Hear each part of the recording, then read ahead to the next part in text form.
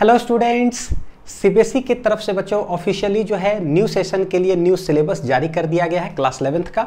तो अभी मैं क्लास 11th फिजिक्स का जो है पूरा डिटेल एनालिसिस आप लोग को बताने जा रहा हूं कि जो न्यू सिलेबस जारी किया गया है इसमें कौन से टॉपिक्स डिलीटेड हैं और कौन से टॉपिक्स हमें पढ़ना है, प्लस जो new edition of NCERT books अब हमारे सामने है तो उसके अंदर जितने भी टॉपिक्स हैं क्या उतना ही इंक्लूडेड है सीबीएसई के अंदर या जो पुराने एनसीईआरटी के अंदर था उसके भी कुछ टॉपिक्स इंक्लूडेड हैं।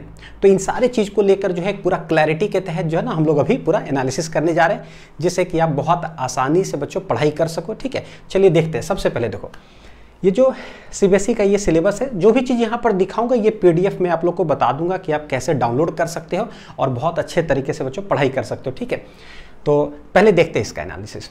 टोटल जो है अगर चैप्टर्स देखोगे क्लास 11th फिजिक्स में वो 15 चैप्टर्स था, है ना 15, लेकिन यहाँ देखो स्टार्ट हुआ है कहाँ से, चैप्टर 2 से। तो उसमें एक चैप्टर जो है new edition of NCERT books और सीबीएसई के सिलेबस जो है दोनों से डिलीट कर दिया गया और वो है चैप्टर नंबर 1 फिजिकल वर्ल्ड। अक्सर उसे जनरली थ्योरी वाला चैप्टर था, पूरे थ्योरी, उसमें कोई न्यूमेरिकल्स वगैरह नहीं था, तो उसे जनरली सवाल स्कूल एग्जामिनेशन में भी नहीं आते थे और ना ही नीट और जेई में, इसलिए वो चैप्टर को हटा भी दिया गया। तो यहाँ से चैप्टर्स हमारा स्टार्ट होता है चैप्टर 2 से, यानी कि टोटल चैप्टर्स जो है वो अब है हमारे पास कितना, 14। तो बच्चों देखो ये है आपका सीबीएसई सिलेबस कंप्लीट डिटेल्ड, है ना। और ये जो पीडीएफ आप देख रहे हो ये है एनसीईआरटी का डिलीटेड टॉपिक्स। एनसीईआरटी ने ऑफिशियली अपने वेबसाइट पर जारी किया है बच्चों की जो न्यू एडिशन ऑफ बुक्स हमारे पास है तो पुराने बुक से कौन कौन से चैप्टर्स, कौन कौन से टेबल्स या डायग्राम्स, हेडिंग, सब कुछ detail wise, page number wise उन्होंने लिख करके एक पीडीएफ जारी किया है कि ये सारे टॉपिक्स डिलीटेड है। लेकिन थोड़ा सा समस्या वाली बात यह है कि जो जो टॉपिक्स उन्होंने लिस्ट किया है कि डिलीटेड है उसमें से कुछ टॉपिक्स सीबीएसई ने अपने सिलेबस में डाल दिया है, कुछ ऐसे टॉपिक्स है जिसको कि हमें पढ़ना ही पढ़ना है कि मतलब डिलीटेड है, ठीक है, न्यू एडिशन ऑफ बुक्स में आपको मिलेगा भी नहीं वो चीज़, लेकिन अगर वो चीज़ हम नहीं पढ़े पुराने बुक्स का तो पूरा 11 तो छोड़ दो बच्चों, पूरे फिजिक्स का जो है ना जड़ हमारा हिल सकता है। 11th और 12th का फिजिक्स का वो बेस है, तो वो सब बेसिक चीज़ है, उसको तो हमें पढ़ना ही पढ़ना होगा। जैसे अब कुछ टॉपिक्स आएगा, स्पीड और वेलोसिटी अगर डिलीट कर दे तो पूरा फिजिक्स हम पढ़ेंगे कैसे, ठीक। तो उस तरह से टॉपिक्स डिलीटेड है, तो अभी मैं उसका जो पूरा डाउट्स क्लियर करने जा रहा हूँ। देखो एक तो जितने भी चैप्टर्स आपने देखे फिजिक्स का तो वो बच्चों सारे जो है ना हम लोग सिस्टमेटिक तरीके से सीरियल वाइज जो है सारे चैप्टर्स लेक्चर्स और डीपीपी के साथ पढ़ाई कर भी रहे हैं, जो कि आप चैनल के प्लेलिस्ट में आप जाओगे बच्चों चैनल पर ना तो सारे वीडियोस आप एक्सेस कर सकते हो। ठीक है, ये देखो क्लास 11 फिजिक्स लेक्चर्स जिसमें पहला बेसिक मैथ्स है, फिर units, measurement, motion, straight line, vectors, motion in 2D, projectile, circular motion, सब कुछ सिस्टमेटिक है। सेंटर ऑफ मास, इसके बाद है रोटेशन। तो अभी हम लोग रोटेशन पढ़ाई कर रहे हैं, तो आप सिस्टमेटिक वे में पढ़ाई करते जाओ और नोट्स भी बनाते जाना। तो ये हो गया कंप्लीट लेक्चर्स। स्कूल एग्जामिनेशन के लिए ये लेक्चर्स मोर देन सफिशिएंट है, आप आसानी से एग्जाम दो बच्चों, नोट्स बनाकर देखोगे सारे क्वेश्चंस आपसे सॉल्व हो जाएंगे। लेकिन पैरेलली अगर आप नीट या जेई की प्रिपरेशन अगर कर रहे हैं तो मैं सजेस्ट करूंगा आप लोगों की लेक्चर्स तो देखें ही, उसके साथ साथ जो है ना डीपीपी भी हम लोग देखें, बहुत जरूरी है, क्योंकि जितने भी हाईलाइटेड और इंपॉर्टेंट क्वेश्चन जो फ्रीक्वेंटली रिपीट होते वो सारे सवाल जो है ना डीपीपी के अंदर भी मैंने डाल दिया ताकि जो है आप एडिशनल न्यूमेरिकल्स प्रैक्टिस कर सको।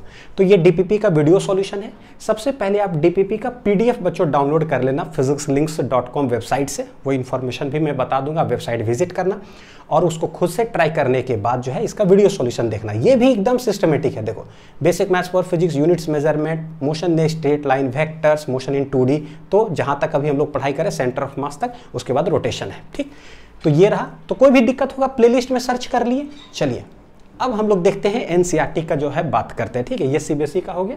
चलिए देखते हैं सबसे पहले, और ये नोट कर लीजिएगा जो जो बात अभी मैं बताऊंगा।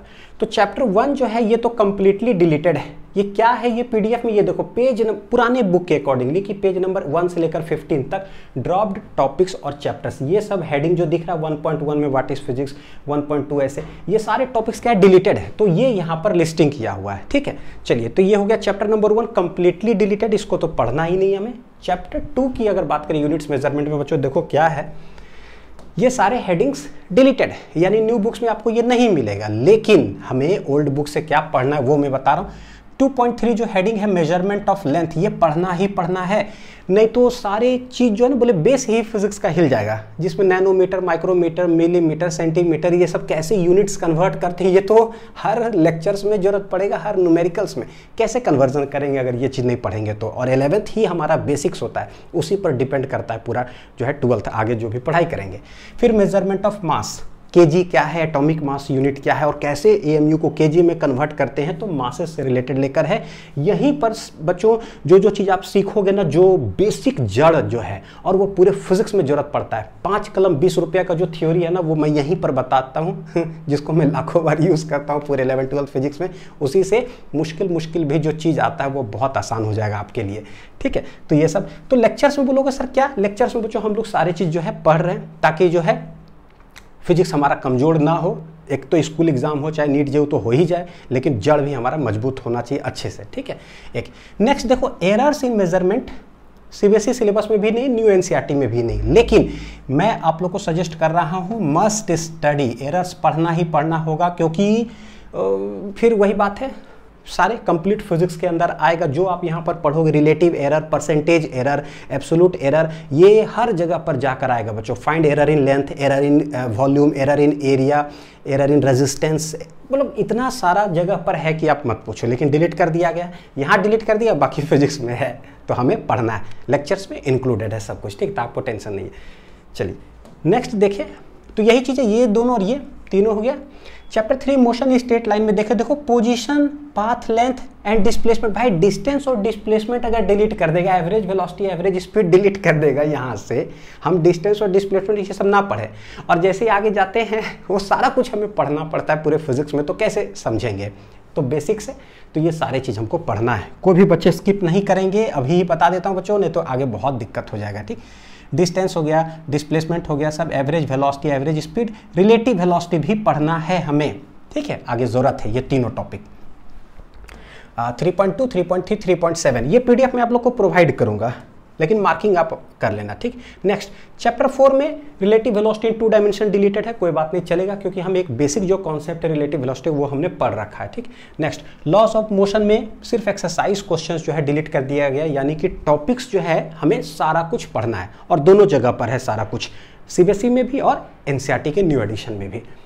नेक्स्ट देखो वर्क एनर्जी पावर में बच्चों law of conservation of energy जो है ना डिलीट कर दिया गया है, न्यू बुक्स में नहीं है, लेकिन ये हमें पढ़ना है क्योंकि इसका बहुत सारा जो है यूज़ है। भाई कंजर्वेशन ऑफ एनर्जी कैसे डिलीट हो सकता है कर दिया गया, इसके बिना हम कैसे आगे सवाल बनाएंगे। पूरे फिजिक्स में इतना ज़्यादा जरूरत पड़ता है, चाहे सेंटर ऑफ मास हो, रोटेशन हो, क्लास 12th में जाएंगे, इलेक्ट्रोस्टैटिक्स हो, मैग्नेटिज्म हो, कहाँ नहीं जरूरत पड़ता है कंजर्वेशन ऑफ एनर्जी, तो ये पढ़ना है बच्चों, ठीक है।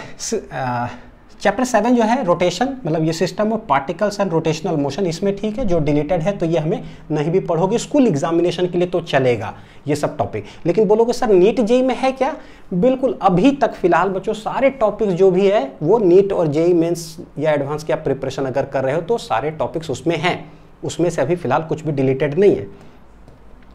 ग्रेविटेशन के अंदर देखो वेटलेसनेस जो टॉपिक है, वेटलेसनेस 8.12 हेडिंग में ये डिलीटेड है, लेकिन इसका सबसे पहले use Newton's law of motion में ही है कि कोई लिफ्ट में हम खड़ा हैं, उसका जो वायर लगा हुआ वायर को अगर टूट जाए या काट दिया जाए तब क्या होगा, तो वेटलेसनेस फील करते हैं। क्या है वेटलेसनेस, देखो न्यूटन्स लॉ ऑफ मोशन में वो सिलेबस में है, तो वहाँ पर हम जिक्र करते हैं, तो आप है ना यहाँ पर जो है जब हम लोग पढ़ेंगे तो इसको आप अच्छे से समझ लीजिएगा कि क्या है, फिर 12th में भी ये आएगा। तो चैप्टर 8 हो गया ये।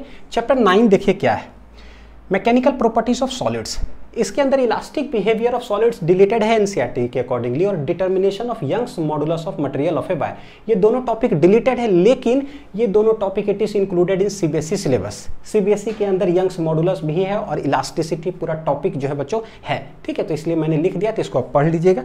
नेक्स्ट देखते हैं, ये देखो नेक्स्ट है chapter 10 properties of fluids. Fluids के अंदर सब कुछ ठीक है, डिलीटेड है, कोई बात नहीं, लेकिन सरफेस टेंशन बच्चों डिलीटेड है, लेकिन it is included in CBSE syllabus, तो डायरेक्ट आप यहाँ पे मार्किंग कर लीजिए। सीबीएसई सिलेबस का पीडीएफ में देखोगे सरफेस टेंशन है, और इसका एप्लीकेशन भी जो है सिलेबस के अंदर है। नेक्स्ट ये सब चलेगा जो भी है, चैप्टर 11, 12, 13 इसमें जो डिलीटेड है वो सीबीएसई के अंदर भी डिलीटेड है।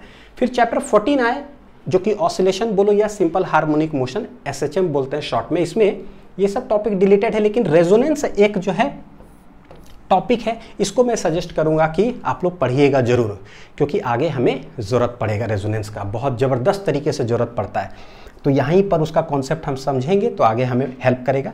नेक्स्ट फिर चैप्टर 15 में देखो डॉपलर इफेक्ट डिलीटेड है, कोई बात नहीं चलेगा, दोनों जगह से डिलीटेड है। तो ये रहा पूरा कंप्लीट डिटेल्ड एनालिसिस। और बच्चों ये दोनों जो पीडीएफ आपने देख रहे हो ना, सीबीएसई का पीडीएफ हो गया या न्यू बुक का पीडीएफ हो गया या ओल्ड बुक का पीडीएफ या डिलीटेड टॉपिक्स का पीडीएफ, ये सारे कुछ जो है physicslinks.com वेबसाइट पर जाओगे, एनसीईआरटी के सेक्शन में वहां पर सब कुछ है, न्यू बुक्स, ओल्ड बुक्स और डिलीटेड टॉपिक्स का ये जो पीडीएफ देख रहे हो। तो उम्मीद है कि सारे कुछ आपको क्लैरिटी से समझ में आया होगा। वेबसाइट का लिंक नीचे डिस्क्रिप्शन में है, तो वहाँ पर जाकर आप विजिट कर लेना। तो ये रहा, और भी कोई डाउट्स अगर होगा तो आप नीचे कमेंट सेक्शन में पूछ लेना बच्चों। Thank you.